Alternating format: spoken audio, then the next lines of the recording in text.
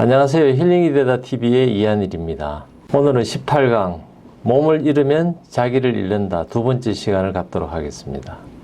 오늘은 자기 감지 시스템, 또 위험에 처한 자기 행위 주체 의식, 자신의 삶을 소유하는 에이전시에 대한 그런 설명을 하도록 하겠습니다. 먼저 지난 시간에 첫 번째 몸을 잃으면 자기를 잃는다의 첫 번째 시간으로 이제 셰리의 케이스를 통해서 몸에 대한 감각을 잃어버린 셰리에 대한 이야기를 했었고, 그리고 우리가 이제 몸을 잃어버린다는 것이 무엇인지, 그리고 어떻게 하면 우리가 살아있다는 걸 아는지에 대한 이야기들을 했습니다. 거기에 대해서 잠깐 리뷰를 하고 넘어가도록 하겠습니다. 셰리는 콜크 박사한테 왔을 때 이 어깨를 늘어뜨리고 턱이 가슴에 닿을 만큼 웅크린 모습으로 진료실에 들어서고, 어쨌든 핵심은 뭐냐면 이 셰리가 이 옷소매로 가려지지 않는 팔뚝에 막 여러 가지 이렇게 딱지, 크러스트가 이렇게 생긴 거죠. 그리고 이 팔과 가슴 언저리를 자기 신도 모르게 피가 날 때까지 끓고 뜯는 습관이 있다. 이걸 도저히 멈출 수가 없다. 그리고 셰리는 이제 어릴 때 엄마를 기억해 보면 엄마가 보육시설을 운영했고, 이 엄마로부터 끊임없이 이렇게 좀 귀찮은 존재로서, 왜냐면 엄마가 이제 15명 정도의 막 아이들을 돌보다 보니까 너무 힘이 들고 하니까 셰리에 대해서 좋은 기억을 말을 못 해줬고, 그러다 보니까 셰리가 기억하는 엄마는 본인이 원치 않는 존재였다. 그래서 이 콜크 박사가 이야기하는 건 이 셰리를 통해서 알게 된 게, 우리가 막 신체적으로 막 폭행을 학대를 하거나 성폭력같이 물리적으로 막 이렇게 신체적으로 학대를 하는 것 못지않게 정서적인 학대, 방치, 그러니까 아무것도 안 해주는 거죠. 이렇게 배고픈 거, 또 아이들이 성장하면서 배워야 되는 거, 또 가져야 되는 또 어떤 관심, 또 사랑, 이런 것이 없어도 그것이 이 정서적으로 학대하는 거, 아이들에게 대해서 막 이렇게 사랑이 있는 그런 언어를 이야기하는 것이 아니고, 애들 막 핀잔을 계속 주고, 너는 못해, 너는 안 돼, 너는 성공하지 못할 거야, 네 같은 게 세상 살아갈 수 있겠어, 너는 바보야, 이런 이야기들이 우리가 막 신체적으로 때리거나, 혹은 성폭력만큼 아주 가장 극단의 어떤 폭력이라고 할 수 있는 성폭력 같은 것만큼이나 파괴적인 영향을 줄 수 있다. 그래서 이제 이럴 때는 우리가 그렇게 이제 트라우마를 받은 사람들은 주위에서 이제 나한테 그래도 이렇게 도움을 받을 사람을 좀 본능적으로 찾는 거죠. 그리고 그것이 안 될 때는 또 우리가 성장에서는 운동을 통해서, 또 어떤 사람은 먹는 걸 통해서 이제 위로를 받고 그걸 통해서 감정 조절이 되는데, 그것이 안 될 때는 우리가 약물이라든지 알코올 중독 혹은 폭식의 형태로, 또 이번 셰리처럼 이제 몸에 상처내는 형태로 이제 본인이 있던 그런 이 본인에게 있는 트라우마를 어떻게든 이제 이 감정 조절을 하는 방법을 찾아내는 거죠, 이게. 그래서 이제 콜크 박사가 아마 셰리에 대해서는 마사지 치료를 권유했을 건데, 문제는 이 마사지 치료사가 이 셰리의 발을 붙잡고 있는데도 불구하고, 이제 셰리가 마사지를 받기 위해서 이렇게 눈을 감고 누워 있을 때 마사지사가 발을 잡고 마사지를 해주는데도 불구하고 선생님 어디 있느냐, 마사지사가 어디 있는지를 모른다는 거죠. 그걸 통해서 콜크 박사가 그래서 아마 이분이 되게 이렇게 좀 디테일하고 섬세하다고 제가 느낀 거는, 이런 이야기를 아마 마사지사한테 듣고 그래? 그럴 수도 있지, 이게 아니고, 이걸 통해서 이 트라우마를 받은 사람들이 어떤 센싱, 내가 느낌이 자기 신체에 대해서 본인이 느끼지 못한다. 그래서 몸과 정신이 분리가 상태다. 내가 이렇게 혼자 있을 때는 이제 내가 지금은 의자에 앉아 있고, 지금은 내 발끝에서 발가락 끝에서 무엇이 있는지를 내가 양말이 느껴지고, 내 손이 예를 들어서 어디 있고, 이 느낌이 있거든요. 내가 느끼려고 하면은 머리는 지금 내가 모자를 썼는지 안 썼는지, 내가 지금 있는 공간은 어디에 있는지, 이런 것들을 내가 알 수 있는데, 트라우마가 있는 사람들은 이게 이제 분리가 돼 있다는 거죠. 그러니까 이제 우리가 몸을 잃으면 자기를 잃는다 하는 것이, 내가 몸에 대해서 내가 감각이 없으니까 나라는 존재가 없다는 거거든요. 그래서 우리가 트라우마의 상태가 어떤지를 뭐 이런 각도 저런 각도에서 이해하는데 지금 오늘의 지난 시간에서 이번에 주제는 뭐냐면 내 몸에 대한 감각이 내가 없다. 이런 상태에서는 셰리는 알거든요. 본인이 자꾸 이렇게 본인이 손톱으로 이렇게 막 본인이 가슴이라든지 이렇게 팔등을 막 팔뚝을 자꾸 막 흠집을 내는 거지. 견딜 수 없다는 걸 이야기하는데 이런 충동의 원인이 엄마로부터 비롯됐다. 엄마의 어떤 그런 그 방치로부터 비롯됐다는 건 알지만 그렇다고 해서 그것을 컨트롤하는 데는 아무 도움이 되지 않다는 거죠. 그래서 우리가 그 원인을 아는 것만으로 치료가 되지 않는다. 이걸 이제 콜크 박사는 이야기해 주는 것 같습니다. 그래서 몸을 잃어버리다 하는 것은 이 콜크 박사가 이 셰리 이야기를 듣고 이제 환자들에 대해서 이렇게 눈을 감고 손에 이제 차 키 같은 걸 주면서 이게 뭐냐 이렇게 물어봤을 때 많은 트라우마 환자들이 내가 손이 쥐고 있는 것이 무엇인지를 모른다는 것을 이제 콜크 박사가 확인을 하는 거죠.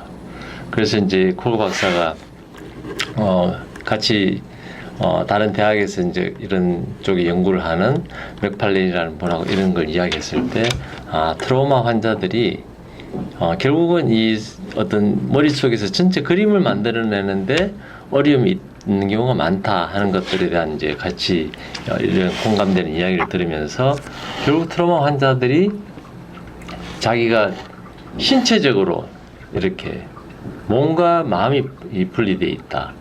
이 어떤 감각도 분리되어 있다. 이런 것들을 이제 깨닫게 되는 과정에 대해서 그래서 그 다음에 이런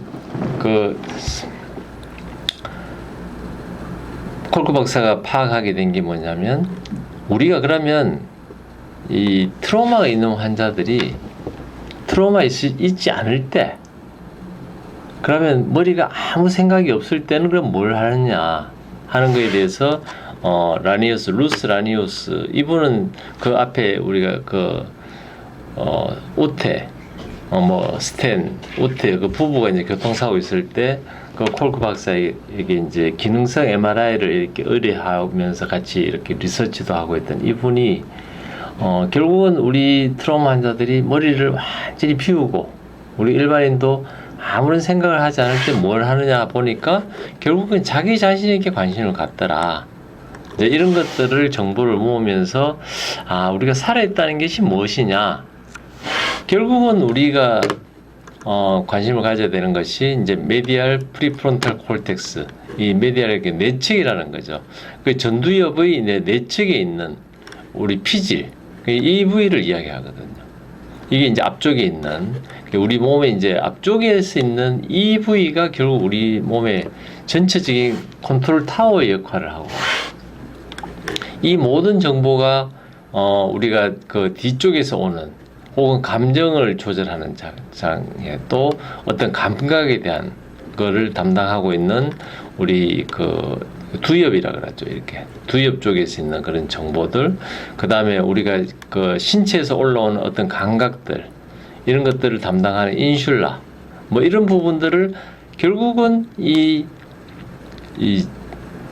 전두엽에서 모든 것들을 이렇게 정보를 모으고 취합하고 분석하고 조절하고 하는 것이 결국은 이 부위에 있는데 이런 와치타워 역할을 하고 있는 이 전두엽, 이 전두엽의 어떤 그 피질 쪽에 이쪽이 결국은 살아 있어야 된다 하는 걸 이제 알게 되는 거죠. 그래서 어떤 일반인들 같은 경우는 이제 앞에서 말씀드린 그런 이 앞에서 뒤로 이어지는 이런 밝게 활성화된 뇌의 우리 이제 모이칸족의 어떤 인디안 같은 이런 모습이라면 PTSD 환자들은 뒤쪽에만 약간 밝게 돼 있고 나머지는 깜깜하다는 거죠. 특히 전두엽 쪽이 굉장히 이렇게 깜깜하다. 그러니까 살아있다. 우리가 뭐 밥도 먹고 말도 하고 하지만 정말 우리가 살아있다고 이야기하기 어려운 그 뇌의 그 활성화가 굉장히 떨어져 있다는 걸 이제 콜크 박사가 알았다. 그래서 이런 전두엽의 어떤 부분이 활성화된 것이 사라지고 완전히 뇌가 셧다운되고 그렇기 때문에 내가 지금 살아있다, 내가 지금이 어떤 상태인지를 모르는 것이 결국 이제 우리가 살아있다고 이야기하기 어렵지 않느냐. 결국 우리가 살아있다고 느끼려면 내가 느낄 수 있어야 된다는 거죠. 내가 지금 상태가 어떤지, 내 몸에서 올라오는 어떤 반응들, 내 장의 상태가 어떤지, 내 심장 박동수는 어떤지, 내가 지금 호흡을 가쁘게 쉬는지, 혹은 내가 발끝에서 느껴지는 감각은 어떤지, 이런 센싱 시스템이 브레이크 되어 있으면 이게 이제 우리가 얼라이브라고 할 수 없지 않느냐, 뭐 이런 이야기. 그래서 오늘은 이걸 바탕으로 해서 우리 몸의 이제 센싱 시스템이 어떤지, 그리고 우리가 어떤 위험에 처했을 때 우리는 어떻게 반응하는지, 그리고 결국은 이런 것들을 다 감안했을 때 우리가 행위 주체로서 내가 내 삶을 컨트롤하고 소유하고 이것이 돼야 이제 회복이, 트라우마로부터 회복이 되니까 이런 과정에 대해서 이야기를 콜크 박사는 하고 있어요. 그래서 셰리의 이야기를 조금 더 이제 콜크 박사가 하는 건 뭐냐면, 이제 셰리에 대해서 이제 어느 정도 진단이 됐을 때 콜크 박사는 마사지 세라피를 이제 권유하는 거죠. 그래서 물론 이제 셰리에 대해서 그런 안정제라든지 이런 것들도 권하지만 또 그러면서도 이 콜크 박사가 마사지라고 하는 우리 전통적인 의학에서 권하지 않는 것들을 이렇게 권하는 걸 보면서 참 콜크 박사가 환자에 대해서 어떤 정형화된 우리가 전통적인 의학의 범위를 벗어나는 이런 것들도 참 적극적으로 활용하려고 애를 썼구나 하는 것들을 알 수 있었고, 어쨌든 점차적으로 이제 이런 것들이 도움이 되면서 셰리가 얼마나 더 좋아지는지를 이제 표현을 했느냐면, 치료에 이제 본인이 적극적으로 이렇게 인발부하기 시작했다. 그 전에 물론 이제 콜크 박사를 찾아오는 자체가 사실은 본인의 어떤 그 손으로 막 손톱을 긁는 핥히고 하는 거에 대해서 본인이 회복하고 싶은 그런 생각도 있었지만, 그 뒤에 이제 본인이 회복되면서 치료에 대한 반응도가 좋아지거든요. 그리고 또 하나는 이제 호기심을 가지기 시작했다. 제가 이렇게 트라우마 환자들하고 많은 이야기들을 해보면 그들의 특징 중에 하나가 관심이 없습니다. 주위에서 일어나는. 예를 들어서 우리 일반인들은 막 이렇게 때로는 해가 지는 장면, 해가 뜨는 장면, 막 때로는 비가 오거나 막 이랬을 때 그 나오는 꽃이 피거나 이랬을 때 나오는 표현들이 굉장히 풍성한 데 비해서 많은 트라우마 환자들은 자기 그 생존에 여전히 갇혀 있기 때문에 뭐 비가 오든 꽃이 피든 뭐 해가 지는 그 장면이 뭐 무지개가 있어도 별로 관심이, 호기심이 없거든요. 근데 이 셰리는 이제 이런 것들이 큐리어스, 아주 이제 호기심을 가지고 그런 생각들, 느낌들에 대해서 표현할 줄 알고, 또 하나는 이제 본인이 이제 이 피부를 이렇게 손톱으로 이렇게 긁는 것들이 이제 없어지고 그런 증상들이 호전된 객관적으로 나타나기도 하고, 더 셰리가 많이 이렇게 좋아졌다고 느끼는 것들은 이제 밖에 앉아서 이웃들하고 이제 막 수다도 떨고, 또 더 회복됐다고 느끼는 건 이제 교회에 가서 합창단에 들었다. 굉장히 이게 중요한 게, 그 앞에 시간에도 말씀드렸지만 우리 인간은 내가 안전하다고 안전을 추구하는 게 기본적인 욕구라면, 내가 생존 그리고 안전 이런 거에 대해서 확인하는 방법은 내 스스로 안전하다고 느끼는 것이 아니고 내 주위에 있는 사람들이 목소리, 내 주위에 있는 사람들이 표정을 통해서 내가 안전하다고 느끼는 거거든요. 그래서 이웃 사람들하고 같이 수다를 떠는 거는 저 수다 속에 있는 그 이야기들이 뭐 재밌고 뭐 이렇게 웃음도 터뜨릴 수도 있고 하지만, 사실은 그 이웃의 목소리가 나에게 위로를 주고 내가 안전하다는 걸 확인해 주는 것. 더 나아가서 교회에서 나오는 이 찬양은 실제로는 그냥 일반 사람들이 대화보다도 훨씬 더 높은 수준으로 나한테 편안함을 주거든요. 다시 말하면 더 높은 수준으로 나에게 안전을 확인해 주는 굉장히 좋은 방법이다. 그래서 뭐 종교 얘기가 될지 모르지만 교회에 나가고 또 찬양을 하고 하는 것들은 그 목소리를 통해서, 그 찬양을 통해서 내가 뭐 종교적인 의미로는 하나님을 만나고 하는 것도 있겠지만, 사실은 그 사람의 목소리를 통해서 내가 내 안전을 확인한다. 그렇기 때문에 한 시간을 예배를 드리고 나왔을 때 많은 사람들이 느끼는 그 편안함의 그 실체는 실제로 뭐 하나님을 믿지 않는 사람들조차도 거기 나왔을 때는 굉장히 사람들이 안정이 돼 있고 내 세이프티, 내 안전에 대해서 확인했다는 어떤 그 만족감이 들어있는 얼굴 표정들이다. 뭐 저는 그렇게 이야기할 수 있습니다. 콜크 박사가 이야기하는 이제 또 자기 감지 시스템의 또 다른 형태는 다마지오라고 하는 그런 그 심리학자에 대한 이야기인데, 결국 이분이 이제 쓴 책에 결국은 우리 마음에서 우리가 이제 셀프라는 것들, 우리 의식적으로 셀프가 뭐야, 나라는 존재는 뭐야 할 때 사실은 우리 마음이 때로는 팩트를 숨기려고 한다고 하는 걸 안다는 거죠. 그래서 뭐 다르게 표현하면 진짜 내 마음이 아니다. 내가 지금 느끼는 것이 진짜 내가 느끼는 거냐, 내가 지금 마음에 지금 떠오르는 이런 감정들이 진짜 내 감정이냐, 그렇지 않다는 거죠. 그래서 가장 내 안에 있는 그 내 몸의 상태를 때로는 이 마음이 숨길 수도 있다. 이런 것들을 이제 알면서 우리가 이제 좀 더 우리가 느끼는 마음, 우리가 느끼는 어떤 감정들이 진짜 어떤 건지에 대한 사실을 우리가 더 이해를 좀 더 하는 그런 시간을 갖도록 하겠습니다. 그래서 실제로 이제 이 다마지오라고 하는 분은 우리가 어떤 스크린 같은 것들이 있다. 우리 본능적으로 느끼는 게 있는데 사실은 우리가 그렇게 있는 걸 다 그대로 표현을 해버리면 우리가 이제 사실은 뭐 좀 사회적인 할 때 체면이라고 이야기하는 이런 것들이 있으니까 우리의 가장 원시적인 느낌들, 뭐 우리 원시적인 느낌들은 뭐냐면은 사실은 본능이 느끼는 것들이거든. 근데 그걸 다 우리가 느끼고 그대로 따라가면 사실은 우리가 사회생활이 안 되는 거거든요.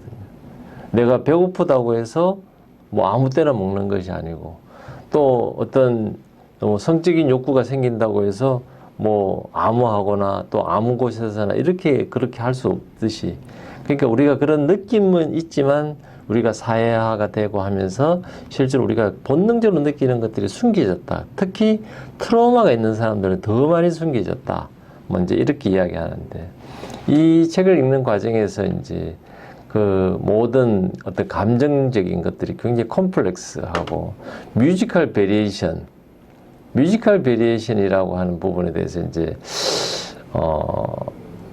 이 번역자는 근육의 복합적인 변화다. 이래서 제가 이것들 우리가 뮤지컬이라고 하는, 사실은 우리가 음악, 뭐 혼자서 하는 음악도 본인의 어떤 감정에 따라서 똑같은 곡을 연주자가 뭐 피아노를 치든 기타를 치든 똑같은 곡을 하더라도 그때 본인이 감정에 따라서 다르게 나타나듯이, 특히 뮤지컬 같이 이렇게 많은 사람들이 어떤 오케스트라 연주에 맞춰서 때로는 노래도 부르고 때로는 춤도 추고 하는 것들이 정말 그때그때 상황에 따라 다 다르고, 또 똑같이 설사 한다 하더라도 그걸 보는 사람의 또 심리적인 거에 따라서 또 다 다르거든요. 이제 이런 어떤 뮤지컬 베리에이션이라고 하는 것은 정말 다양하게, 그렇지만 그 하나하나를 어떻게 설명할 수 없는 뭐 이런 것들이 우리의 어떤 그 감정이나 이런 것들이라는 거죠. 굉장히 쉽게 말하면 우리의 감정 상태는 굉장히 시시각각으로 바뀌고, 또 이 어떤 단어로 표현할 수 없는 굉장히 어떤 미묘한, 복잡 미묘하다고 이야기할 수 있는 그것이 이제 우리의 어떤 근본적인 감정이다. 뭐 이제 콜크 박사는 이렇게 이야기를 하고 있습니다. 그래서 콜크 박사가 이제 설명하고 있는 우리가 이제 감각 세계라고 하는 것이 어떻게 우리가 태어날 때부터 느끼느냐면 이제 상상력이 필요한 거죠. 우리가 엄마 뱃속에 있을 때 사실 우리는 이제 양수에 둘러싸여 있거든요. 둘러싸여서 엄마의 탯줄에 연결이 되어 있는데 우리 온몸은 이렇게 충격에 보호가 되도록 양수에 이제 이렇게 물속에 들어가 있는 거죠. 사실 물탱크 안에서 우리가 이제 10개월을 살다가 이제 양수가 터지고 우리가 나오면서 우리가 숨을 쉬면서 우리가 폐가 이제 작동을 하는 거지, 그전에는 우리가 그 숨을 쉬는 게 아니고 모든 산소를 엄마의 탯줄에서, 엄마의 그 탯줄로 연결된 동맥혈에서 우리가 그 산소 공급을 받고 이렇게 되는 삶을 이제 어릴 때 산다면, 그때 우리의 감각이라는 것은 뭔가 이렇게 끈적끈적한, 우리는 뭔가 젖어 있는 그리고 이제 엄마 뱃속에서 우리가 밥을 먹는 게 아니니까 영양 공급은 받지만 밥을 먹는 것이 아니니까 우리가 거기서 때로는 배고픔도 알고 때로는 이제 뭐 어쨌든 그런 것들이 또 양수를 계속 먹고 또 이렇게 배설하고 하는 과정에서 또 그런 만족감도 있을 거고 뭐 안에 깜깜하니까 그 안에서는 좀 졸리기도 하고 이런 태어날 때 가장 근본적으로 우리가 아기가 처음 태어났을 때는 하는 일이라고는 그저 깨어서 똥 싸거나 오줌 싸면 또 뭐 기지개가 젖고 하면 불편하면 또 울고 그것도 갈아주면 또 자고 그러다 때 되면 또 배고프면 또 울고 또 젖을 먹이거나 우유를 주면 또 자고 이게 이제 우리가 가지고 있는 가장 어떤 감각의 기본적인 그러면서 우리가 이제 성장하면서 어떤 의식 세계를 갖게 되고 또 우리가 이제 신경이 발달하면서 우리가 감각들 느껴지는 것들을 우리가 알게 되고 또 언어를 통해서 배우는 것들이 있고 그래서 이런 것들이 우리가 소위 말하는 이제 센싱 시스템 우리가 감각이 있고 그러면서 우리는 어떤 걸 느끼느냐면 장에서 올라오는 그런 감각들 그때 그 미주신경을 통해서 우리한테 올라오는 감각들 얼굴이라든지 우리 온몸에 있는 근육에서 올라오는 어떤 감각들 그 다음에 우리가 이제 배고픈 것들 또 성적인 감각들 이런 것들이 이제 우리 주위에서 일어나는 어떤 신체적인 감각들이거든요. 그래서 트라우마가 있는 사람들은 그 감각의 정도가 떨어지고 우리가 온전히 살아있다라고 느끼는 사람들은 그 감각을 이렇게 다 느낄 수 있는 거죠. 그래서 내가 어느 정도지 내가 트라우마에 대해서 좀 많이 그게 돼 있나 할 때는 내가 가만히 앉아서 어떤 분은 이제 어떤 그런 심리학자나 이런 쪽을 아시는 분들은 발바닥도 한번 느껴봐라 뭐 손에 내가 무엇이 있는지 눈을 감고 한번 느껴봐라 이런 것들을 하면서 내가 그런 감각을 키우는 거 이런 것들에 대한 뭐 조언을 하기도 하죠. 결과적으로 우리가 이 뇌라는 것은 우리가 이제 우리 주위에서 일어나는 끊임없이 우리가 안전을 확보하기 위해서 뇌가 작동하기 때문에 뇌 주위에서 일어나는 것들에 대해서 끊임없이 모니터링하고 그것에 대해서 어느 정도인지 평가하고 거기에 대해서 이제 우리가 그 감각을 전달해주고 그러면서 우리가 뭐 혈액을 통해서 어떤 호르몬의 분비도 일으키고 정기적인 어떤 그 자극도 오고 가고 하면서 뇌와 우리 온몸이 서로 교통하는 거거든요. 근데 이것이 우리가 의식 세계에서만 일어나는 것이 아니고 대부분은 무의식 세계에서 일어난다는 거죠. 그래서 우리가 생활하면서 우리 길을 걸어가면서 그래 내 발바닥에는 지금 뭐 잔디니까 이런 감각이 있어 뭐 지금은 아스팔트니까 좀 딱딱해 이렇게 느끼면서 안 가거든. 우리는 길이니까 그냥 가고 뭐 물론 이제 어떨 때는 뭐 여기는 땅이네 여기는 잔디네 뭐 여기는 딱딱한 아스팔트 도로네 이런 걸 느끼긴 하지만 대부분의 경우는 우리가 뭐 바람이 불 때 어떻다 이런 것들을 그냥 별로 우리가 뭐 지금은 내가 호흡이 좀 빨리 심장이 좀 뛰어야 되겠다 숨을 빨리 쉬어야 되겠다 이렇게 느끼지 않거든요. 우리가 모든 것이 무의식 세계에서 모든 것이 연결이 되고 그래서 심장은 알아서 뛰고 우리가 산소가 많이 필요한 상황이 되면 또 숨을 쉬기도 하고 그것이 충분히 안 될 때는 우리가 뭐 한 시간에 뭐 한 두세 번 정도는 나도 모르게 큰 숨을 쉴 때도 있고 또 뭐 소화기관은 소화기관대로 호르몬은 호르몬대로 또 면역기관은 면역기관대로 각자 알아서 서로가 이렇게 정보를 주고받으면서 대부분이 일어나는 것이 무의식 세계에서 그러니까 뇌내 피질 밑에 있는 위치에서 그런 것들이 일어난다. 그것이 이제 우리가 이야기하는 자기 이제 감지 시스템인데 이 감지 시스템의 가장 기본적인 것은 뭐냐면 소위 말하는 하우스키핑 우리가 이제 숨 쉬고 이렇게 배고파서 먹고 대소변을 이렇게 배출하고 또 자고 이것이 우리 몸의 이제 가장 기본적인 그래서 우리 몸의 어떤 감정이라든지 어떤 감각은 되게 어디에인지 관심을 가지느냐 우리 생명이 우리 각각의 이 생명을 가진 존재가 잘 살아갈 수 있도록 거기에 관심을 가지고 있고 그것이 우리 몸에 이제 소위 말하는 이제 프로토셀프라고 이야기하는 원형인 거죠. 우리의 가장 원형은 어디에 있느냐 하면은 가장 기본적인 욕구와 관련되어 있는 그저 먹고 싸고 자고 뭐 여기에 우리 그것이 있다. 이것이 이제 우리가 자기 감지 시스템의 가장 기본적인 것이고, 이제 이런 것들에 대해서 우리가 이제 사실은 위험에 처하게 되면 이제 그런 것들은 중요하지가 않은 거죠. 왜냐하면 내가 이제 생존에 대해서 필요해지니까. 그래서 이제 우리가 위험에 처했을 때 나라는 것은 어떤 상황으로 바뀌느냐. 이제 그럴 때는 이제 우리 몸에서는 이 시그널들이 우리가 몸이 도망가거나 싸움을 하기 위해 맞는 걸로 바뀌거든. 그래서 이 특별히 우리가 어떤 이 장에서 올라오는 어떤 감각들이 트라우마가 있는 사람들은 이 어떤 약간의 어떤 그런 것들만 감정들만 있어도 옛날 그런 것들이 되면서 장에서 이런 내가 올라오는 그런 이 감정들이 아주 이렇게 이 처음에 트라우마를 당했을 때와 같은 그런 패턴으로 나타나는 거죠. 그래서 이럴 때는 특별히 우리가 막 이런 분노를 느끼거나 막 슬플 때 이럴 때는 막 어떤 특별한 어떤 감정의 형태로 나타나는 그런 이제 어떤 합리적인 상황이 아니고 비이성적인 이제 우리가 이야기하는 그런 이 파충류의 본능의 상태로 돌아가는 소위 말하는 이제 프로토타입의 어떤 셀프의 상태로 이 돌아가는 이제 그런 게 되는 거죠. 그래서 우리가 이런 표현을 할 때도 막 이렇게 우리가 놀랬다, 막 감정적으로 막 굉장히 이렇게 뭔가 당황했다 이러면 우리가 막 너 때문에 죽겠어, 뭐 소름 끼쳤어, 막 이제 뭐 심장이 막 쿵했어, 뭐 이런 표현을 하는 이유도 이제 거기에 있는 거거든요. 그래서 우리 몸은 이제 이 뇌의 시스템이라는 것이 결국은 우리 몸이 어떤 위협적인 상태가 되면 그런 센스, 그 다음에 이런 어떤 생리적인 어떤 그런 것들이 기본적으로 이 공포에 이렇게 사로잡히는, 공포에 완전히 압도되는 그런 느낌으로 이제 우리 몸이 작동한다. 뭐 그렇게 이야기를 할 수 있습니다. 그래서 이 트라우마 있는 사람들은 결국은 어떤 센스라는 게 큰 의미가 없다는 거죠.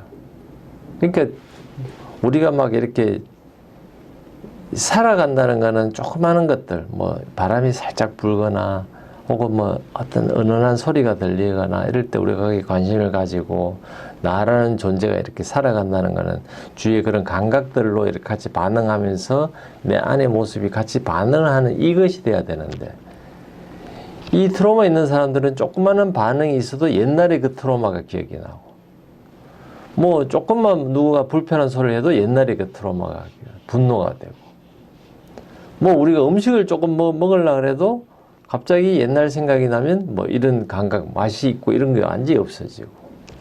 그러니까 어떤 센스가 트라우마 있는 환자에게는 아무 의미가 없다는 거예요. 그러면서 우리는 이 트라우마 환자는 내가 생존에 대해서 여전히 파이팅하고 있는 거예요.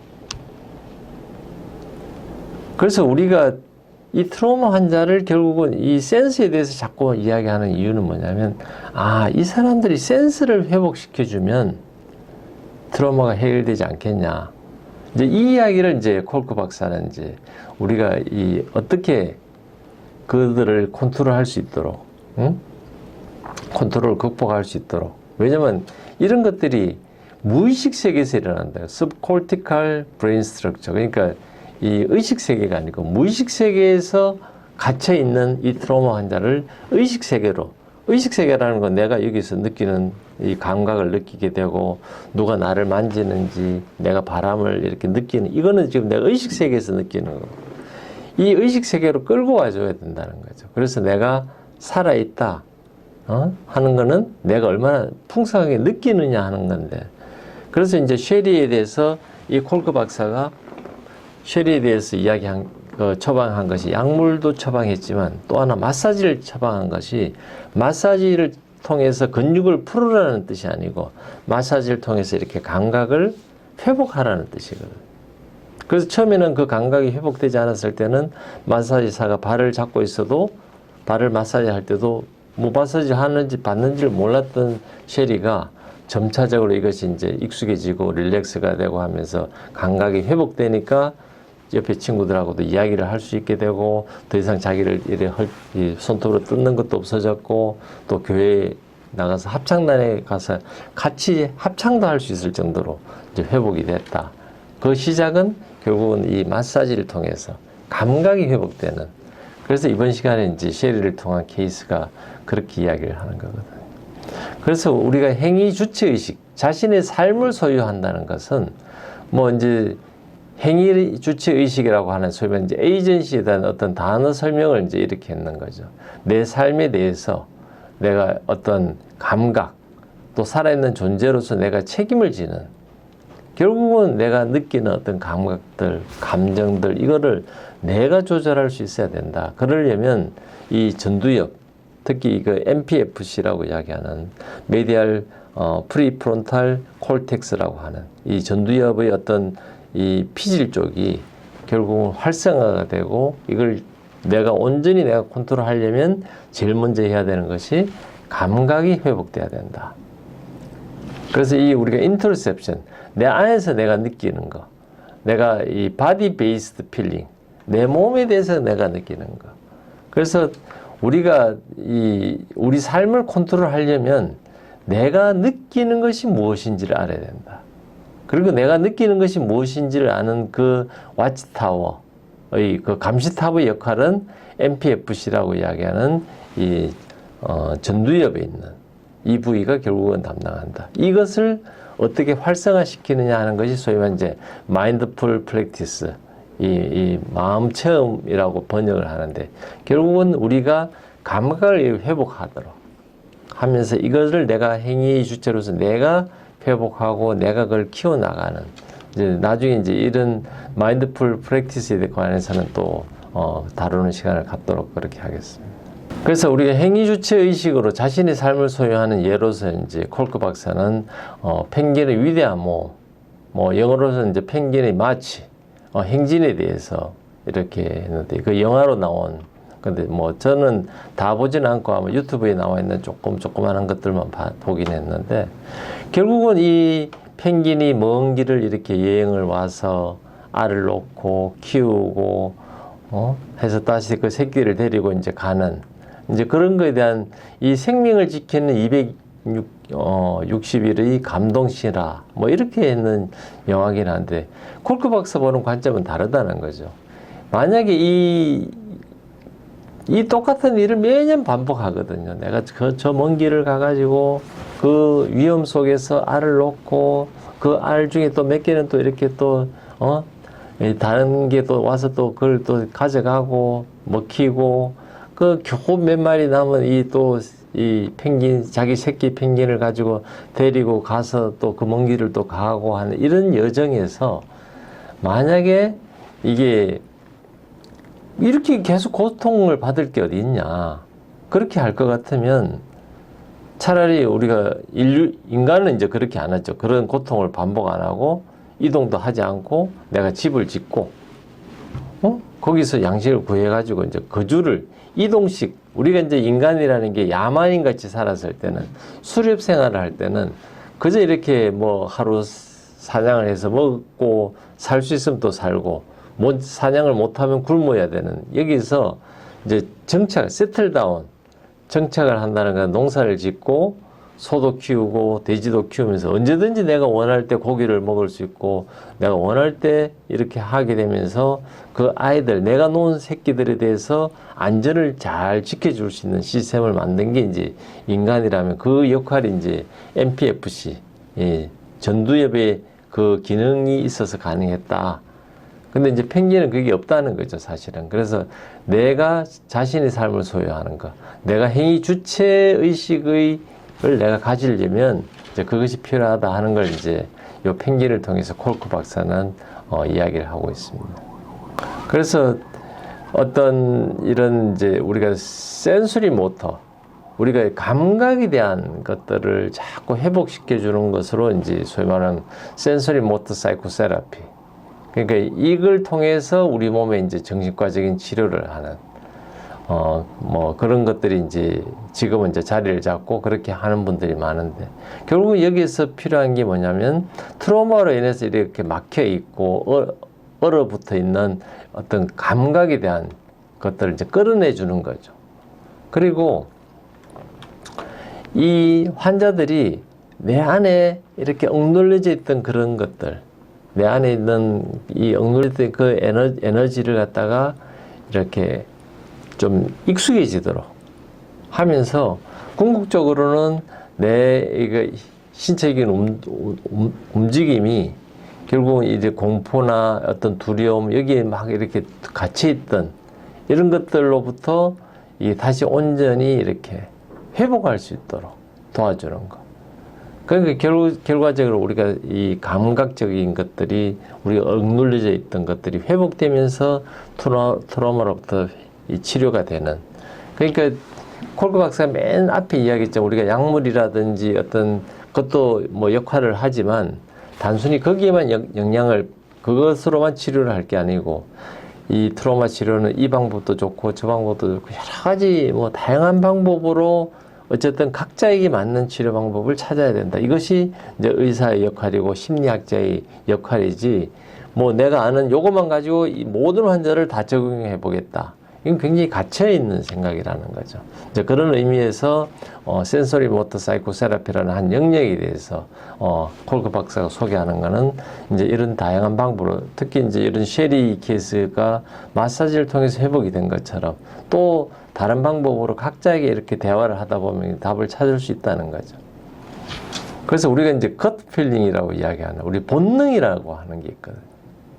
이 어떻게 하면 이게 우리가 안전한지, 우리 생명이 유지될 수 있는지, 혹은 우리 위협을 받고 있는 건지, 이런 것들이 본능적으로 알거든. 우리가 막 직감이라 그러나요? 어떤 설명할 수는 없는데 내 주위에 있는 것들이 막 이렇게 어떻게 설명할 수는 없지만 뭔가 지금 뭔가 좀 안 편해.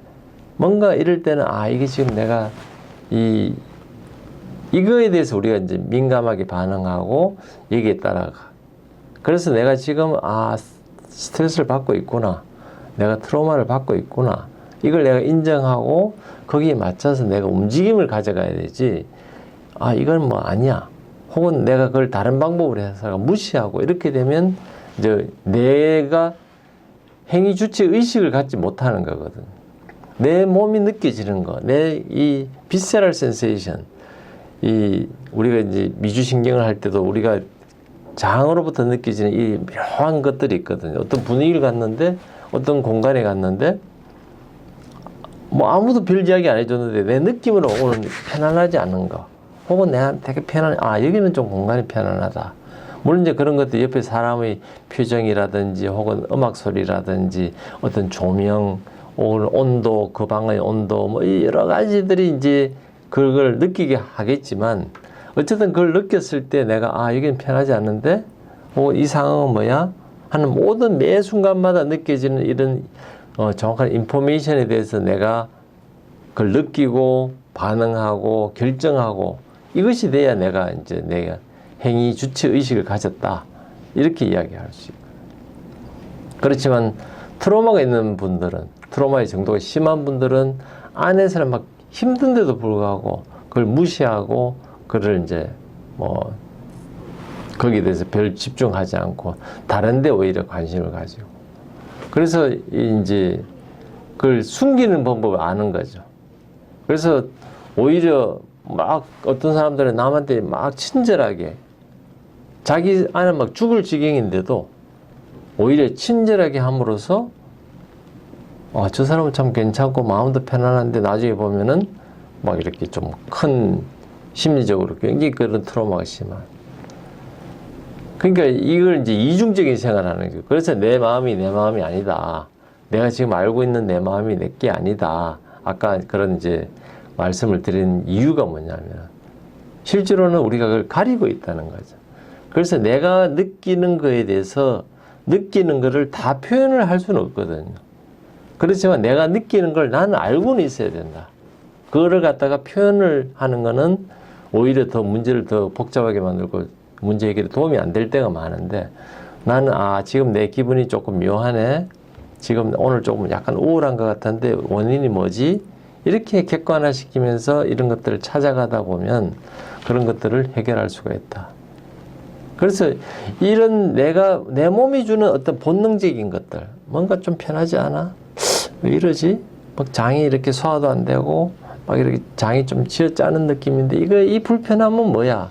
이렇게 이제 내가 스스로를 속으로 물어보면서 답을 찾아가는, 이렇게 하면서 내가 내 몸과 어떤 편안한 관계, 이게 이제 소위 말하는 이제 셀프 레귤레이션이 돼야 되는데, 이것이 안 되면 우리는 어떻게 하느냐면 이 내가 불편한 거를 이성적으로 합리적으로 찾아서 문제를 해결하고 내 몸을 다시 편안한 상태를 유지해야 되는데, 그걸 무시하고 뭐 괜찮지, 뭐 내가 지금 이렇게 한다는 거는 다른 사람한테 체면으로 봐서는 말이 아니지, 그러니까 나는 이걸 참아야 돼, 이렇게 하는 순간부터는 내가 이 고통을 다른 방법으로 해결하거든.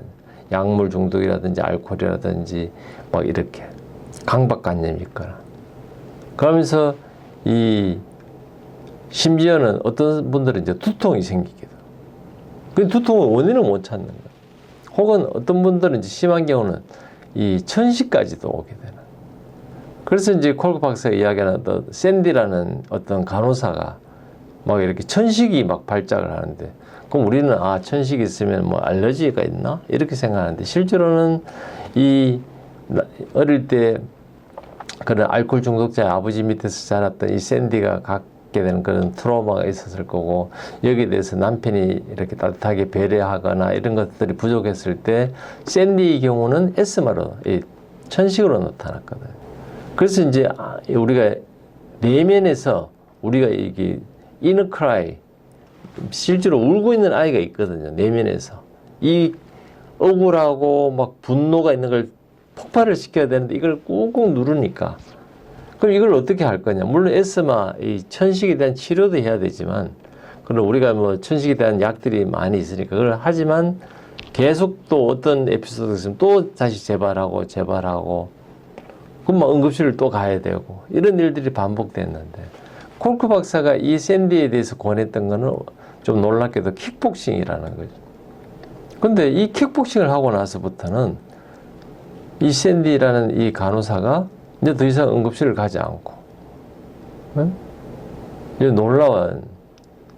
그래서 이 본인한테 억눌려 있던 내 몸이 나한테 이야기해 주는 거, 이 본능적인 거, 이거를 내가 이렇게 인지하고 이거를 긍정적으로 잘 해결할 수 있도록 하게 되면 사실은 에스마가 안 나타나는 거죠.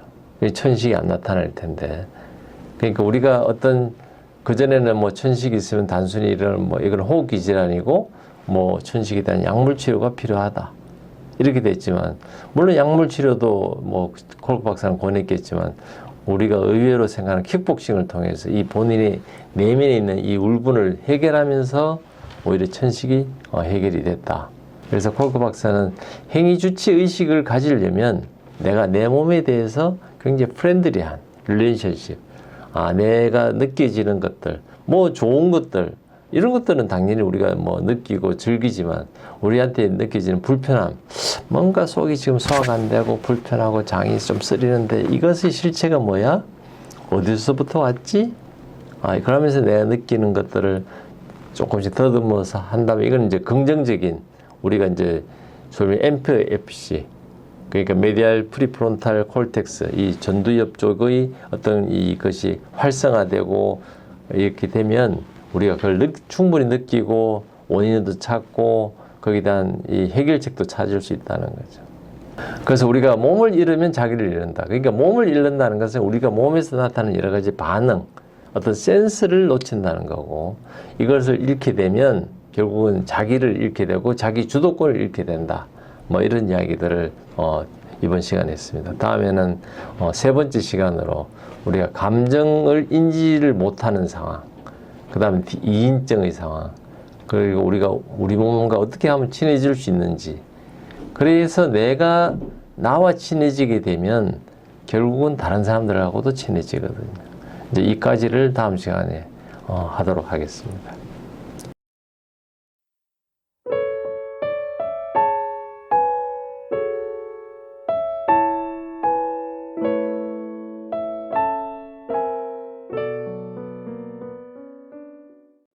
시청해 주셔서 고맙습니다.